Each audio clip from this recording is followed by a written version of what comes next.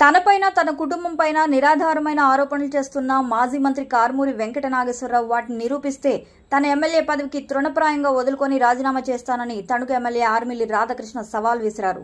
ఇంట్లో మహిళల గురించి నోటికి వచ్చినట్టు మాట్లాడితే సహించేది లేదని హెచ్చరించారు. రాజకీయంగా పోరాడా, రాజకీయంగా నువ్వు చేసిన తప్పులు ఎత్తి చూపం, రాజకీయంగా చేసిన అక్రమాలు వెలికితీసాం అంతే తప్ప తాను ఏనాడు వ్యక్తిగతంగా దూషించలేదన్నారు. అయితే ఇప్పుడు ఇంతలా దిగజారి ఇంట్లో మహిళలను విమర్శించే స్థాయికి వచ్చారంటే మీ మానసిక పరిస్థితి ఏంటో తెలుసుకోవాలని మాజీ మంత్రి కారుమూరిని ఉద్దేశించి ఘాటు వ్యాఖ్యలు చేశారు. మీడియా మిత్రులందరికీ నమస్కారాలు తెలియజేసుకుంటూ, నిన్న కూటమి ప్రభుత్వం ఏర్పడి సంవత్సర కాలం పూర్తయిన సందర్భంలో వైఎస్ఆర్ కాంగ్రెస్ పార్టీ నాయకులు జగన్మోహన్ రెడ్డి గారి నాయకత్వంలో వారిచ్చినటువంటి కార్యక్రమం ఏదైతే ఉందో అది రాష్ట్ర ప్రజలందరూ కూడా నవ్వుకునే విధంగా హాస్యాస్పదంగా ప్రజలందరూ కూడా చర్చించుకోవడం జరిగింది. వెన్నుపోటుదారులందరూ కలిసి కూటమి ప్రభుత్వం మీద ఎద్దేవా చేస్తూ వెన్నుపోటు కార్యక్రమాన్ని నిర్వహించడం, వారు చేసినటువంటి వెన్నుపోట్ల గాయాలు ఇంకా ఈ రాష్ట్ర ప్రజలకి కనిపిస్తూనే ఉన్నాయి. అటు ప్రజలకు వెన్నుపోటు పొడిచారు 5 సంవత్సరాలు, కుటుంబ సభ్యులకు వెన్నుపోటు పొడిచారు, ఈ విధంగా రాష్ట్ర ఖజానాకు వెన్నుపోటు పొడిచారు, రాష్ట్ర సంపదకి వెన్నుపోటు పొడిచారు.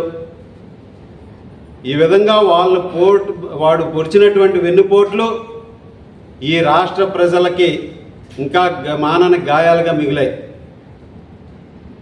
ఏదైతే వాళ్ళు చేసినటువంటి కార్యక్రమం ఉందో అది కేవలం వారు చేసినటువంటి కుంభకోణాల దృష్టిని మరల్చడం కోసం చేసినటువంటి కార్యక్రమం.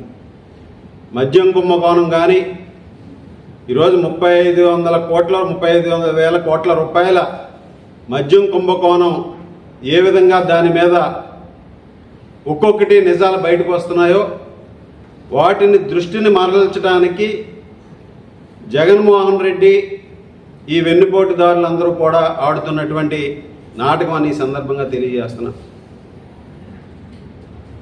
2019లో వైఎస్ఆర్ కాంగ్రెస్ పార్టీ ప్రభుత్వం అధికారంలోకి వచ్చినటువంటి మొదటి సంవత్సరంలో వారు ఏదైతే సింగిల్ పేజ్ మేనిఫెస్టో ఇస్తున్నానని చెప్పాడో జగన్మోహన్ రెడ్డి, ఆ సింగిల్ పేజ్ మేనిఫెస్టోలో 10% హామీలు కూడా అమలు చేయనటువంటి పరిస్థితిని ఈరోజు ఒకసారి గుర్తు చేస్తున్నాను. ఆ రోజు మద్యపాన నిషేధం చేస్తానని చెప్పాడు జగన్మోహన్ రెడ్డి. మద్యం ఆదాయంగా మద్యాన్ని తాకట్టు పెట్టి రాష్ట్ర ప్రజలందరికీ కూడా నాణ్యత లేని మద్యాన్ని అందించి ప్రజల లివర్లను కొట్టేసినటువంటి నాయకుడు జగన్మోహన్ రెడ్డి, ప్రజల కిడ్నీలను కొట్టేసినటువంటి నాయకుడు జగన్మోహన్ రెడ్డి. ఆ విధంగా మద్యంతో ప్రజల ప్రాణాలతో చెలగాడమైనటువంటి దుర్మార్గమైనటువంటి ప్రభుత్వం ఆ రోజు వైఎస్ఆర్ కాంగ్రెస్ పార్టీ. అదేవిధంగా నిరుద్యోగ యువతకి డిఎస్సి నిర్వహిస్తానని చెప్పి హామీ ఇచ్చాడు, మేనిఫెస్టోలో పెట్టాడు. ఏ విధంగా డిఎస్సి నిర్వహించాడో మనందరం కూడా చూసాం. జాబ్ క్యాలెండర్ రిలీజ్ చేస్తా అన్నాడు, జాబ్లెస్ క్యాలెండర్ రిలీజ్ చేశాడు. అన్ని విధాలుగాను కూడా ఇచ్చినటువంటి హామీలని తొంగలోకి తొక్కి 10% కూడా మొదటి సంవత్సరంలో అమలు చేయలేదు. 5 సంవత్సరాల్లో 70% హామీలను అమలు చేయనటువంటి అసమర్థమైనటువంటి ప్రభుత్వం ఆ రోజు వైఎస్ఆర్ కాంగ్రెస్ పార్టీ ప్రభుత్వం.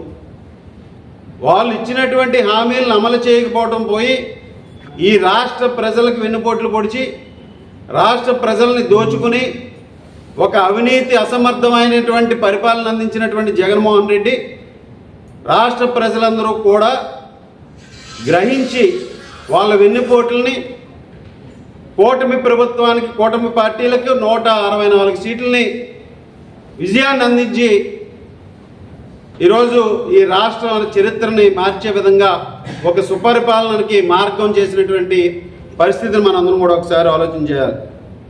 ఈరోజు అన్ని విధాలుగాను కూడా జగన్మోహన్ రెడ్డి చేసినటువంటి వెన్నుపోట్లు, కాంగ్రెస్ పార్టీలో ఉండి కాంగ్రెస్ పార్టీని అడ్డం పెట్టుకుని లక్షల కోట్లు దోచుకుని క్విట్ ప్రోకోలు చేసుకుని ఆ రోజు కాంగ్రెస్ పార్టీకి సోనియా గాంధీకి వెన్నుపోటు పొడిచింది ఎవరు? జగన్మోహన్ రెడ్డి కాదా? అదేవిధంగా శివకుమార్ అనే వ్యక్తి స్థాపించినటువంటి వైఎస్ఆర్ కాంగ్రెస్ పార్టీని లాక్కుని తానే వైఎస్ఆర్ కాంగ్రెస్ పార్టీని స్థాపించానని చెప్పుకుని వెన్నుపోటు పడిచినటువంటి నాయకుడు జగన్మోహన్ రెడ్డి కాదా? అలాగే